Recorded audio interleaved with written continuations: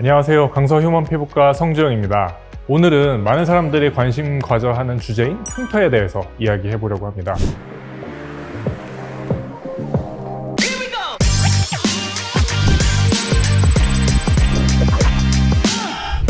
퇴근 후 펼치는 피부과 의사들의 유튜브 라이프. 흉터는 피부과에 내원하는 피부의 문제들 중에서 아주 옛날부터 관심을 가지고 정복하려고 노력했음에도 아직까지 사람들의 속을 썩이는 주제라고 할 수 있습니다. 그리고 많은 사람들의 컴플렉스이기 때문에 여러 병원을 전전하며 오랜 기간 동안 시간과 돈을 들여가면서 치료해도 뚜렷한 호전을 보이지 않는 문제라고 할 수 있습니다. 이번에는 흉터의 종류와 종류별로 적용 가능할 수 있는 치료 방법에 대해서 알아보겠습니다. 먼저 흉터란 피부나 다른 조직이 손상된 후에 치유 과정을 통해서 형성되는 섬유 조직입니다.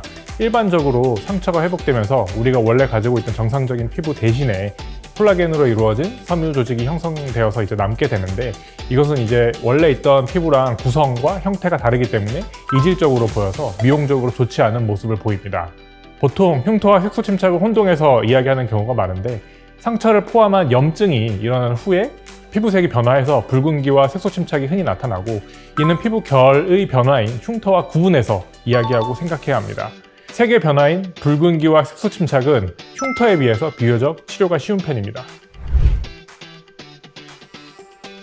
그럼 피부 결의 변화라고 할 수 있는 흉터의 종류와 치료에 대해서 이야기해 보겠습니다. 흉터의 형태에 따라서 분류를 해보면 크게 튀어나와 있는 비후성 흉터, 그리고 비교적 편편한 흉터, 그리고 안쪽으로 쑥 꺼져 있는 위축성 흉터로 나눌 수 있습니다. 그 이외에는 좀 특별한 성격을 가지는 켈로이드와 튼살이 있습니다. 이 중에서 어떤 형태의 흉터이든 가장 기본이 되는 치료는 프랙셔널 레이저를 이용하는 것입니다. 이런 종류의 레이저는 매우 많은데 저희 병원에 있는 장비만 하더라도 앙코르 CO2 프락셀, 스타룩스, 피코 프락셀, 피코슈어, 버추아레프 등등등 다양합니다. 이들은 모두 방법과 정도의 차이는 있지만 깨끗하고 정돈된 상처를 일부러 피부에 발생시키고 피부의 리모델링을 유도하는 원리라고 할 수 있습니다. 이 중에 CO2 프락셀은 흉터 치료를 해보신 분이나 관심 있으신 분들은 매우 친숙한 이름일 것입니다. 아주 오래전부터 흉터 치료에 사용된 전통적인 장비로, 보통 우리가 점을 빼거나 하는 레이저를 격자 모양으로 균일하게 조사해서 상처를 입히는 장비입니다. 그렇기 때문에 통증이 클 뿐만 아니라 딱지가 않고 다운타임이 길다고 볼 수 있습니다. 그리고 종종 피부를 예민하게 만들 수도 있습니다. 전통적으로 흉터 치료에 사용된 만큼 신뢰성이 있는 장비라고 할 수는 있지만, 앞에서 말씀드린 문제들 때문에 최근에는 그 사용 빈도가 점점 줄어들고 있고 다른 장비들이 이를 대체해 나가고 있는 추세입니다. 이런 CO2 프락셀의 단점을 줄이기 위해서 non-ablative, 즉 비박피성 프랙셔널 레이저들이 사용하는데, 대표적으로는 1540나노미터 파장을 사용하는 스타룩스 레이저가 있고, 보통 색소 치료를 위해서 사용되는 1064, 75나노미터 파장의 레이저를 프랙셔널하는 모양으로 조사하는 피코 프락셀, 피코슈어도 있습니다.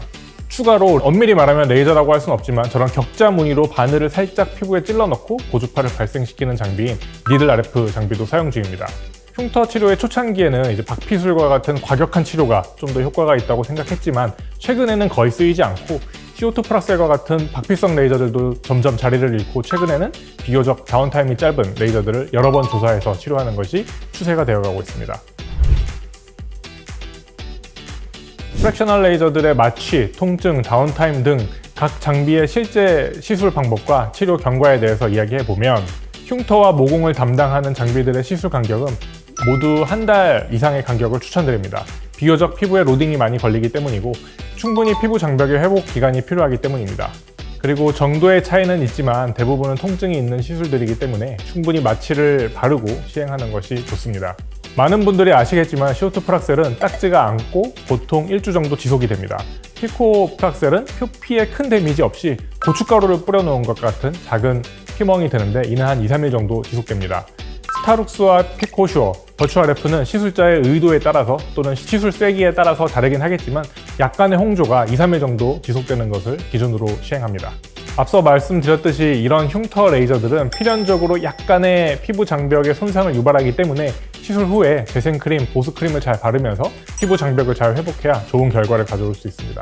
앞서 말씀드린 장비들은 대부분 일반적인 흉터에 사용하는 레이저들인데, 조금 특수한 상황에서 좀 더 좋은 결과를 가져올 수 있는 장비가 있습니다.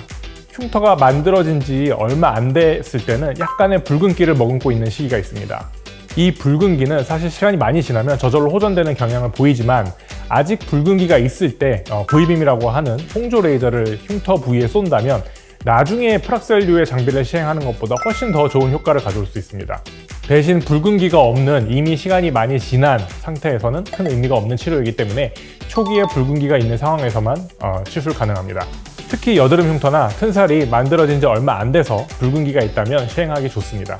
임신을 하거나 키가 크면서 또는 살이 급격히 찌면서 발생하는 튼살은 나중에 없애기가 정말 힘들기 때문에 가능하면 이 붉은기가 있을 때 찬스라고 볼 수 있습니다.